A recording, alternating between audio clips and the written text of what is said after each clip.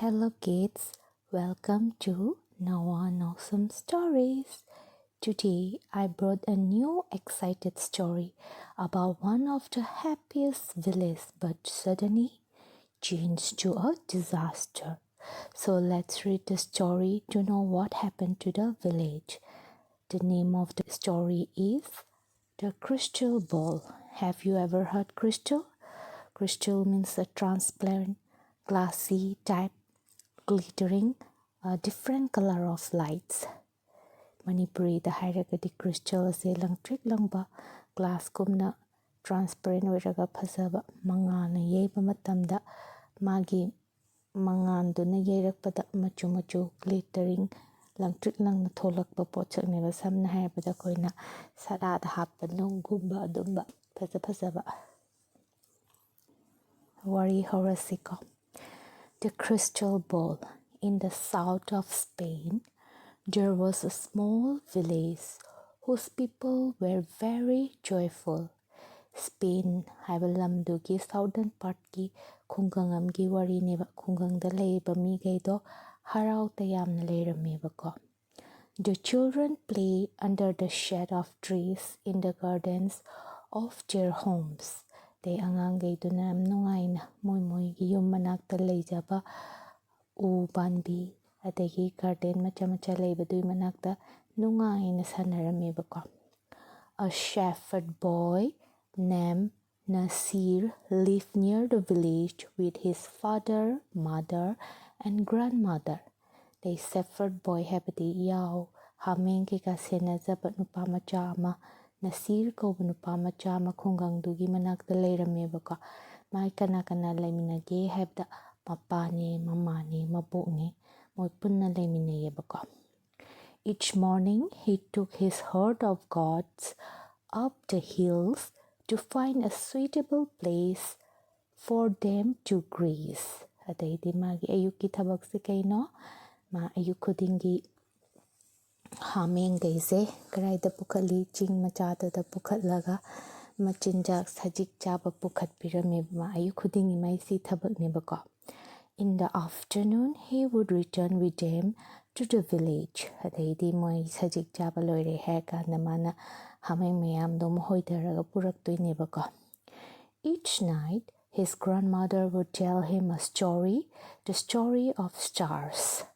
Daydi nungdangda na kedoya mabok na nungai ba star gi wari mayam am libiyeba ko.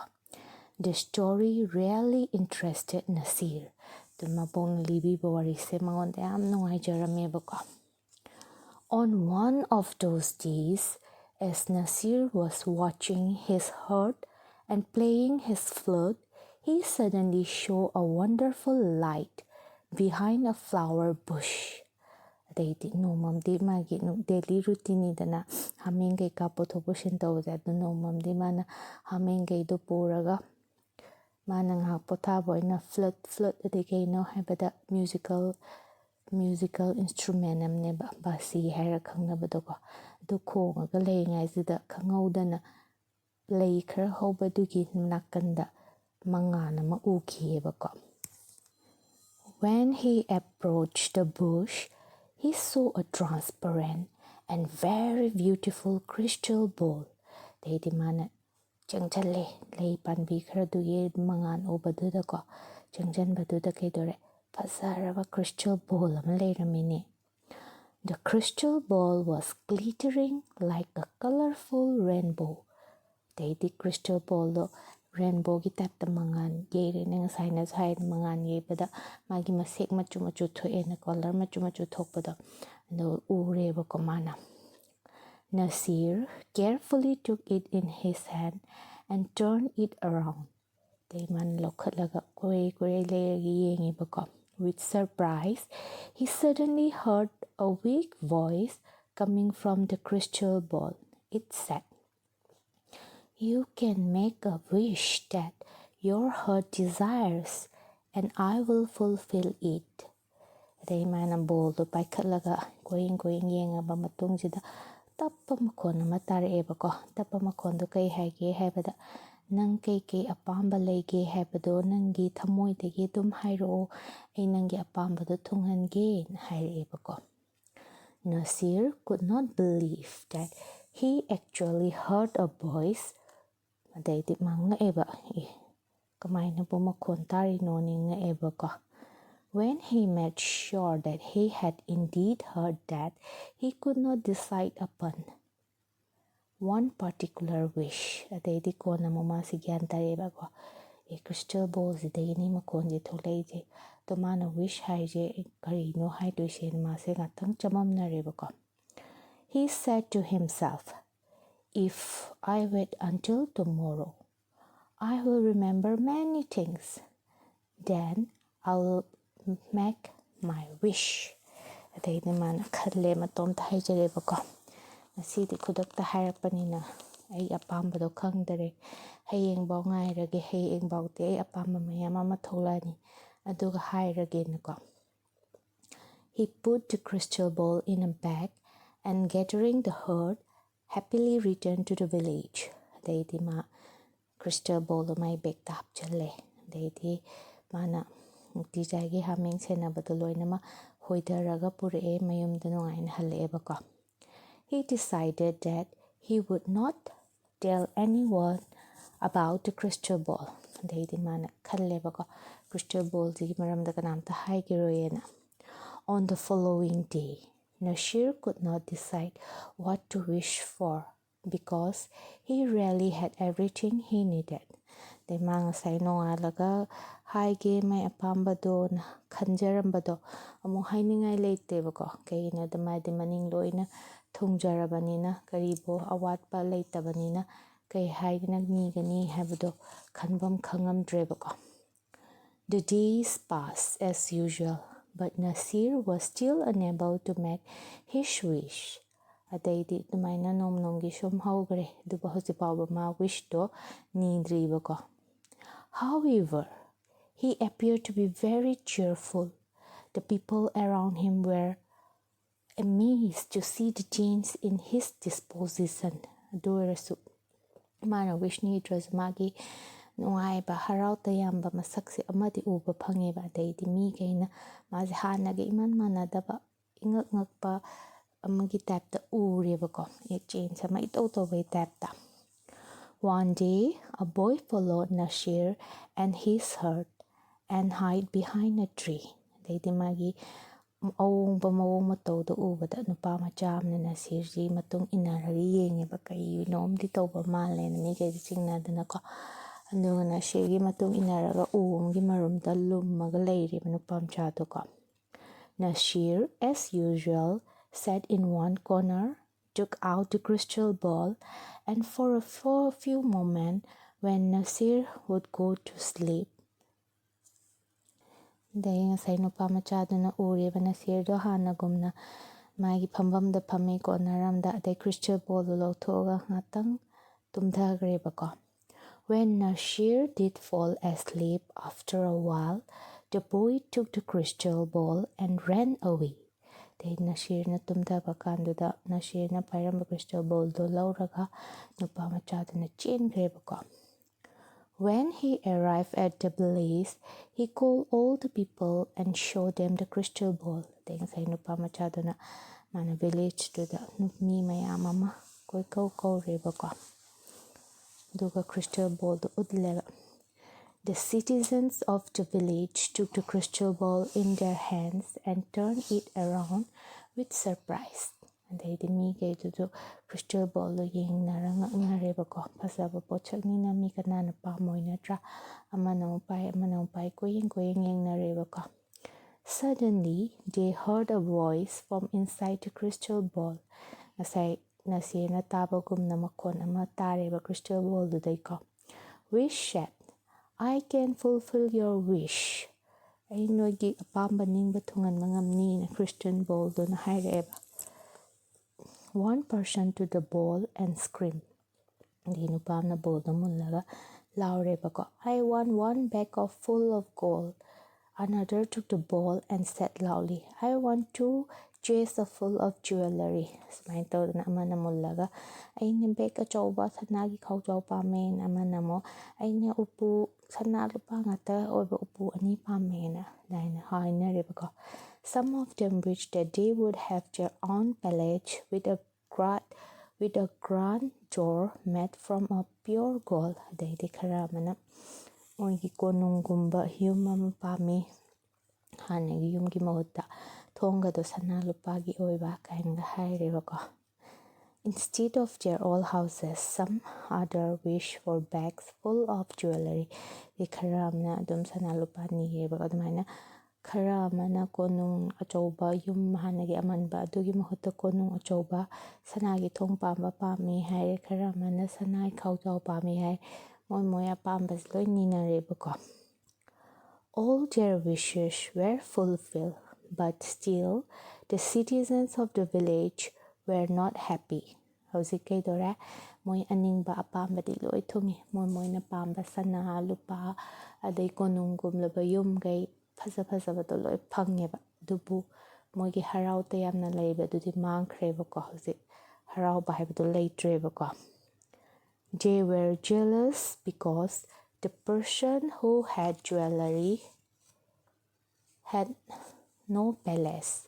Adaydi moi angasai nushi chanana leirambado amaga nushinaraktre karigino amaga kalak mi honareeba kaigino hairabada khara amana konungum laba yum leiraga sana lupa leitreba ko. Sana lupa leibaduna konungum laba yum leitreba ko. Habdi oithoktreba moigida ningba thongnadreba ko. And the person who had the gold had no palace. For this reason, the citizens of the village were angry with each other and stopped speaking to each other. Nuna amaga ningba thongnadre amaga kalaknare magidi ma aigidi sana leiraga yum sabam leitre de aigidi yum leira sana lehodre adumaina adaydi amaga yengthinare nusinaraktre ko adumaina tawdana amaga yumthangnaba yumlonaba hana nushi chanana leirambado kauna ngangnaraktreba ko. The gardens in the village where children used to play were no more. Adaydi hana garden ke ka leiramdana u hodana angange nungaina sanarambado leitreba ko kaigino da sai moi konungum yum pame hai kibna wish to tawgibnina moi leramba yum do konung dumaina chaun saramna saigi punna sanaminaramba garden do leitre dana ko.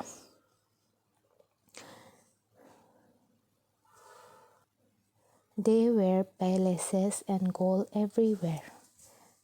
Duna konunga sana lupa ngata ngairi nungaibam haraubam haibadu leitreba ko. The children used to play were no more. There were palaces and gold everywhere. The children became terribly unhappy. Only Nasir and his family were happy and contented. Adaydi angangaido hana harau tayamna sanarambado sana phangdramnina nungaitreba. Huzik nungairise kanano only Nasir ga my family khatanganeba ko. Every morning and afternoon he would play the flute. Tuna nungaina matha sadana magi basi khombam thoga mai nuti jai tawdaba mathauda tawzaraga Nasiroi family di nungain leba ko. One day the children of the village took the crystal bowl to Nasir. Daiti anga mana Nasir manakta sai crystal bowl pura laeba ko. The children said to Nasir, when we had a small villages, we all were happy and joyful. Daidi tammareba maina ko angang mapamsaduna khoinane crystal balls leitingai matamda khoi hanagi village to oingai dade khoi loinama nushi chanana harauna leiramen haiba ko. The parents also spoke. They said, daidi pakhogi parents jo mogi parents ke jo amaga nushi chanana leiramen haida tamuk tamme makhatareba ko. In one way or another, all of us are unhappy. The luxurious palace and jewelry only bring us pain. Dayum makhatareba ko. Khoi hanadi amaga nushinarambado hojikti nushinadare.